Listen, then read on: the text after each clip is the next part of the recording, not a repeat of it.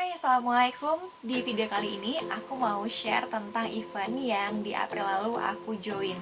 Nah, jadi pertengahan April lalu itu aku dapat telepon dari Mas Alik, markomnya Zoya. Beliau ngajak aku untuk bisa join di Muslim Fashion Festival 2018. Dan aku join di situ sebagai MC untuk Butia Zoya. Aku senang banget karena ini kayak pengalaman pertama aku juga join di acara besar yang ada di sana.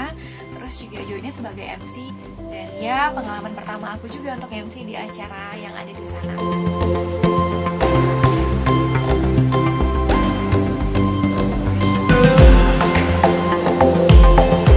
Muslim Fashion Festival ini diselenggarakan di Jakarta Convention Center dari tanggal 19 sampai dengan 22 April. Dan selama 4 hari itu aku banyak ketemu sama influencer, banyak ketemu sama artis-artis juga, karena program di boothnya Zoya itu waktu itu ada kayak talk show atau mini talk show gitu bareng sama influencer, terus sama artis-artis yang udah hijrah juga, dan juga bareng sama artis kolaborasinya Zoya.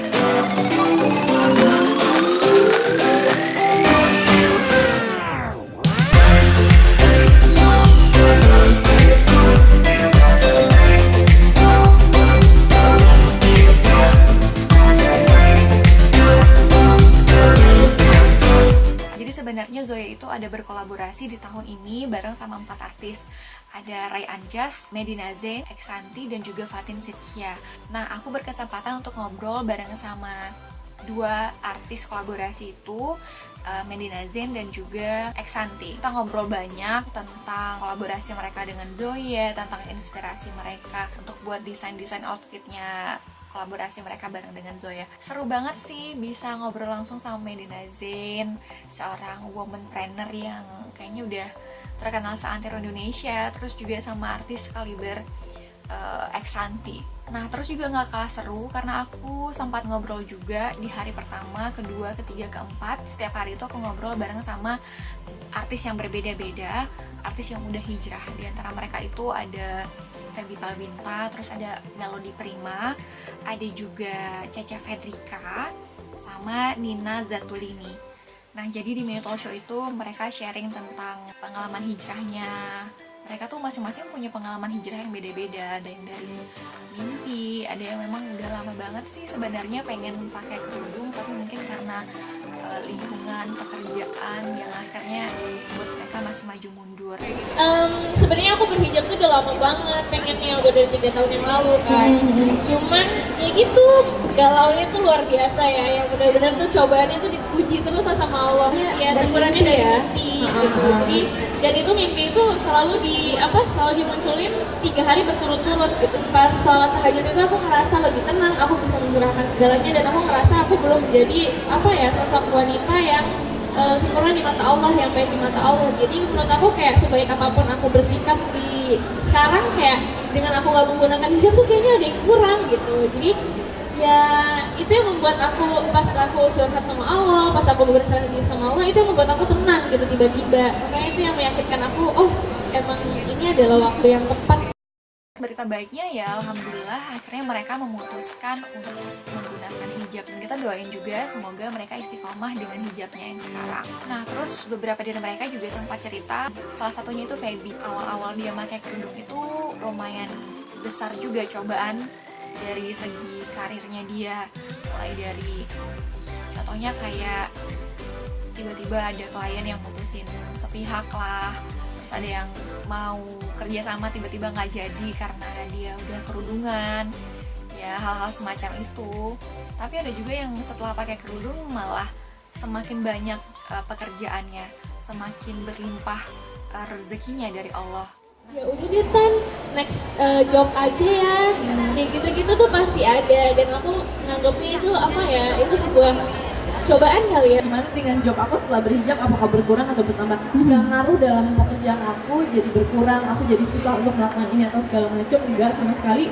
Justru makin bertambah berlipat-lipat ganda, sayang, Masya Allah. Banyak banget undangan-undangan di luar kota, di dalam kota, terus banyak banget akhirnya yang respon positif juga gitu. Jadi ya alhamdulillah, dan akunya juga jadi lebih nyaman. Mungkin kayak yang dibilang sama Feby tadi sih, awalnya memang ada yang mutusin pekerjaan secara sepihak atau batalkan pekerjaan secara sepihak, tapi lagi-lagi rezeki itu kita nggak tahu datang dari mana. kalau kita udah istiqomah aja ngikutin apa yang disuruh sama Allah, insya Allah tuh rezeki ada aja datangnya. Gak usah khawatir lah kayaknya karena kerundungan terus rezeki hilang tiba-tiba segala macam, karena Allah itu udah menjamin rezeki untuk hambanya gitu.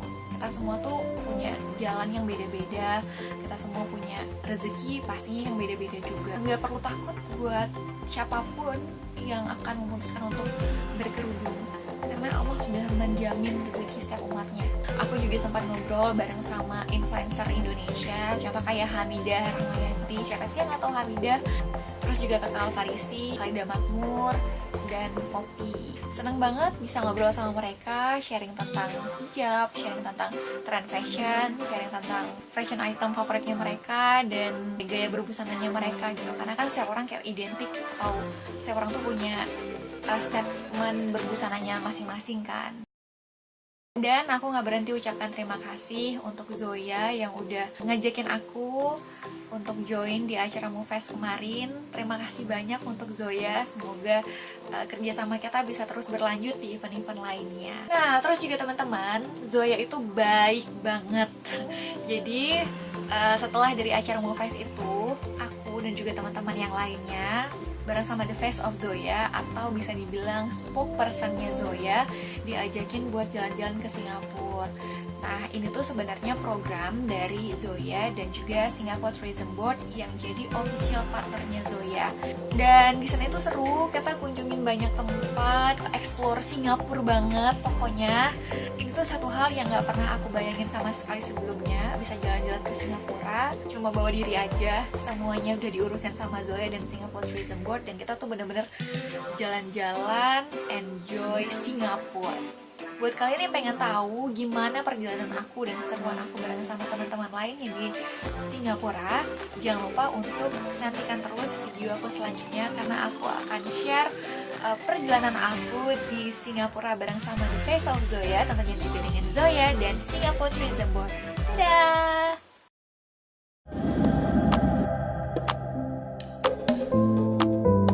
Sekarang kita lagi mau makan siang di Kampung Glam.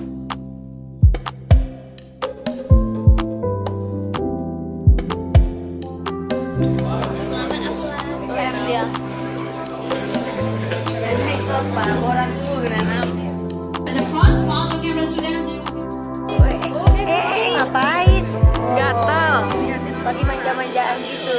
Oh,